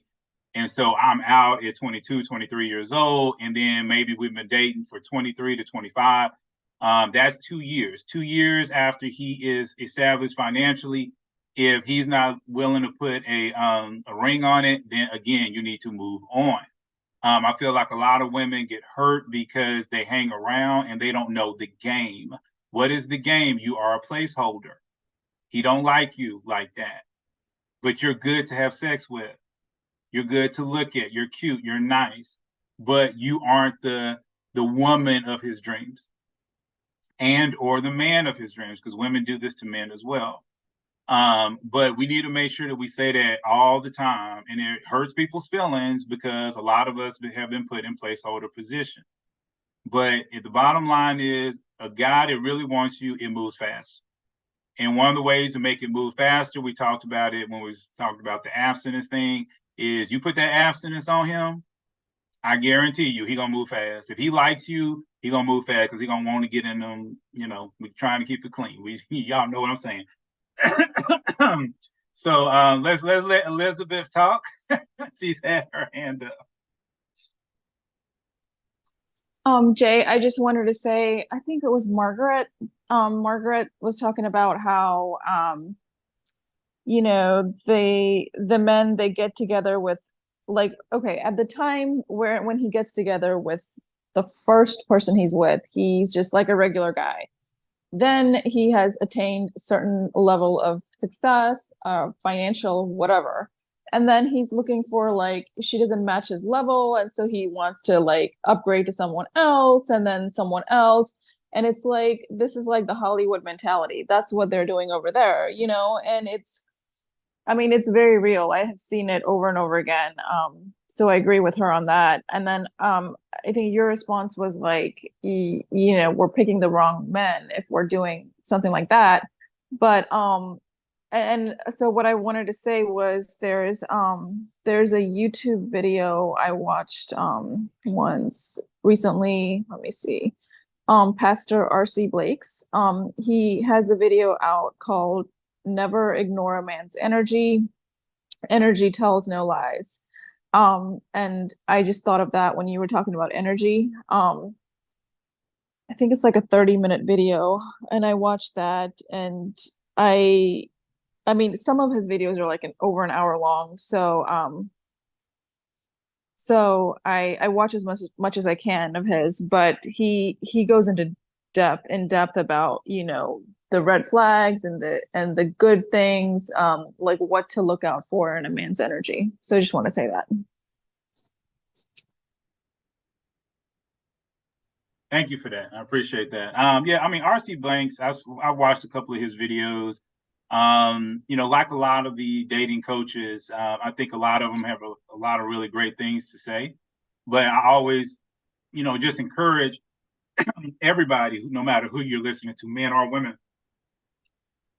make sure that you are understanding that person's perspective. RC Banks' perspective is that of an older man talking to his daughter. And so that is his perspective. So he's a little bit more conservative in what, he might teach women about. And then there are other things that are going on as well. But like everybody's like that, because I have my own perspective, Tashawn has her own perspective, Sean Williams, in CSC as a group, we generally have our own perspective. So I just wanted to make sure that no matter every time we bring up somebody else in the group, that we always talk about the fact that you have to understand a person's perspective. But, to your point, Elizabeth and Tarla, about, again, a guy coming up, and he's coming up. Again, I would say, what are you looking at? Where are you finding these guys? Why are you talking to guy A over guy B? Because what we still have to say, and I even have to say it for myself, out of the 6 women that I've dated, and I seriously talked to about 2 more. So you could say 8 out of the last 4 years. I can honestly tell you that 3 of those women, in my opinion, were truly marriage-worthy women. One of those women, I made a mistake and I put her in the friend zone, and I talked about it because she felt almost like a mom to me, not really like a girlfriend. And then the other one, I wasn't really ready for her when she showed up. And then there was another one that, it just didn't work out. However, the energy on those women was all pretty much the same. And why am I saying this? Why am I bringing this up? Well, I'm saying of the 8 women, I can look back and I can say these 3 women had what it takes. They had what it takes to be a wife. And I think we have to recognize there are women out here that they see a man and they say, no, I'm not talking to him. He might be attractive, but he's a loser. He's not going to marry you. He's just going to play you. Even Taylor Swift wrote a song about it. The guy comes in the song and basically she knows he ain't no good, because that's what the whole song's about. She knows he ain't no good, but she dates him anyway because he's cute and he's fun and he knows what to say. And she ends up getting her heart broke, which she knew what was going to happen. And that is the whole essence of the song. So I think a lot of women understand, okay, the guy in front of me is a good guy, or the guy in front of me is a bad guy. But it is what you're thinking afterwards to say, okay, I'm going to stay around, even though this guy said, I don't know if I want a real relationship. I don't really go to church. I don't do this. I don't do that. That's your choice. So I think to a degree, we have to own that. And then there might be a guy who maybe, to you ladies, he might be a 6 out of 10. So he's not the most attractive guy in the world or whatever, but from a mental, spiritual perspective, he's everything you're looking for. But then you say, I think I can get somebody just a little bit cuter. And so you just bypass. And guys do it too. So I think sometimes we got to own up. Yeah, Natalie says, I knew you were trouble. That's a great song. I like Taylor Swift. I don't care, man. I'm not going to her concert because her fans are crazy, but I do like Taylor. Come on, Sean.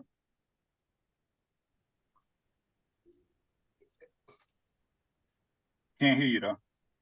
Yeah, I'm here. I was just trying to figure out, because y'all know me. I'm trying to be politically correct, because I'm not always. Just speak. I got a couple of things. One is Margaret. As far as Margaret goes, Margaret, I've met you. I've had a nice conversation with you. You are a wonderful person. So if people can't accept you, just find somebody that will accept you the way you are. There is nothing wrong with you. Bottom line, you know, and whereas Tala, she knew she picked the wrong person when the guy said he's not looking for a serious relationship. But I've heard a long time ago how, you know, men hope the woman never changes when they meet them, and women hope to change the man.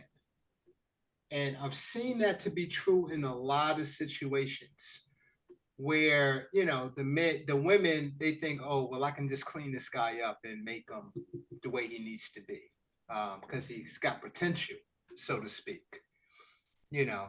And I mean, whatever works for y'all, whatever works for y'all, you know. But the bottom line is that we have to, speaking to Joseph's point, like we just, you know, what everybody said was okay. We just gotta just accept people the way they are. You know, my train of thought is kind of leaving me right now. I kind of forgot what I was about to say because we've been kind of bouncing around all over the place. But Joseph, what was the last thing you had said? Well, I was just talking about the, you know, how I believe, you know, like I said, it might be different. That's why we're going to do a video, a call on it in a month. But I would just think that women know what a good man looks like. It's hard for me to really fathom this concept that a woman can look at a guy, hang out with a guy for 30 days and not know that he is a pretty good guy. It doesn't matter if he's your guy, just that he's a pretty good guy, quote unquote. Okay. And that is one of the things that I have to look at even for myself, you know, dating.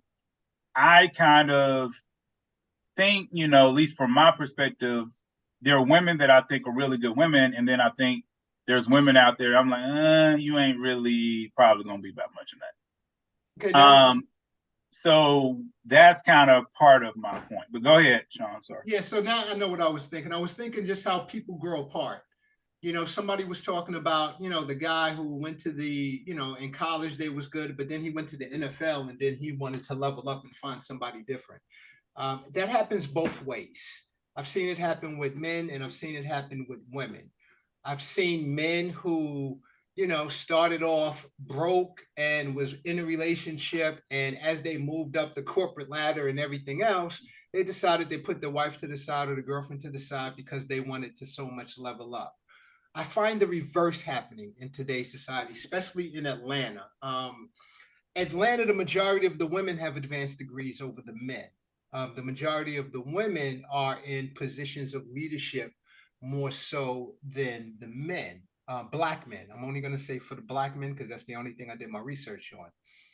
And I'm finding a lot of the women now putting the gentlemen to the side. So to give you an example, true story, there was a woman, she married a guy. Both of them had their bachelor's degrees, but she was a little bit more ambitious than the gentleman.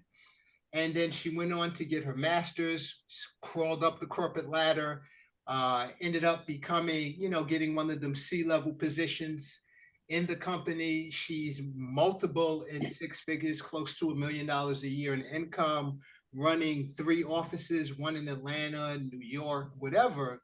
And then her thing was, she wanted to get rid of the guy she was with, her husband at the time, because she felt like she should level up. But I think what happens is that we tend to grow apart. So once a person starts that road to self-improvement and self-actualization, it's going to put them into situations and around different people that they've never been around before. So now they might be going to museums. Now they might be drinking fancy wine. Now they might be traveling the world or whatever. And it's creating these experience for them to where at some point they can no longer relate at that level they were when they met this gentleman or met this female. You know, so, you know, I mean, coming from the projects in Brooklyn, I've seen it happen a lot. 2 people in the projects, they meet, one person rises above the other person, that other person still has that project mentality, and they just grow apart. And as a result, they ended up splitting up. And in that sense, it's not really a leveling up. It's just, they're not growing together. So that's why it's truly important to know what your purpose is, what your mission in life is, so that you can meet somebody that's going in the same direction. Y'all can have two different purposes, but share something in common, which is the purpose to grow in your purpose. That alone can bring you closer together, because now you're improving your lives together, even though it affects areas of your life individually. You're improving your life together. It's like the story of the woman who created the Slutty Vegan restaurant, marrying the guy who has the cheesesteak, the Philly cheesesteak place in downtown Atlanta. Both of them are being very successful. I eat their cheesesteaks all the time. Their cheesesteaks is expensive, but it's so good you don't even care. I'm not a slutty vegan person. Could I marry a vegan? Listen, that would be tough for me to give up my steak. It really would. But they've managed to be extremely happy as a couple, especially if you ever seen them two together. They're funny as hell. But yet they share one thing in common, which is growing a business. Even though he's doing steak and he's not a vegan, she's a vegan, she don't do steak. They took their common desire, which is to grow. And that's what they're sharing in common, and that's what they're making their relationship work. So self-improvement is self-improvement. It doesn't matter what you apply it to. If anybody has a purpose or a mission in life, they're going to need to improve on themselves or let God work within them so that they can grow. And it's going to that struggle alone will bring you together. So, and that's my take on that. Find somebody that has a purpose, that has a mission, and your purpose and your mission will align with a God-given purpose. Let me be clear. God-given, biblically focused. And that way, it can work if you're growing together, because literally in accomplishing your goals, you're going to bond more in the struggle than you will in the successes. So it's that struggle, it's that fire and that pruning that Tashawn talks about that makes you who you are, and that's going to bring you closer together. Literally, it's the tears and not the joy that brings you close together. But anyway, that's all I got. No, that was good. That was good. I just want to let everybody know the reason why me and Sean Williams always make sure that we give, to Sean props for anything she says is that, when we get into organizational meetings, she smacks us over the head when we don't do that. That's why we mention her a lot, just to let everybody know what's really going on. Yeah, but go ahead, Jocelyn. Jocelyn.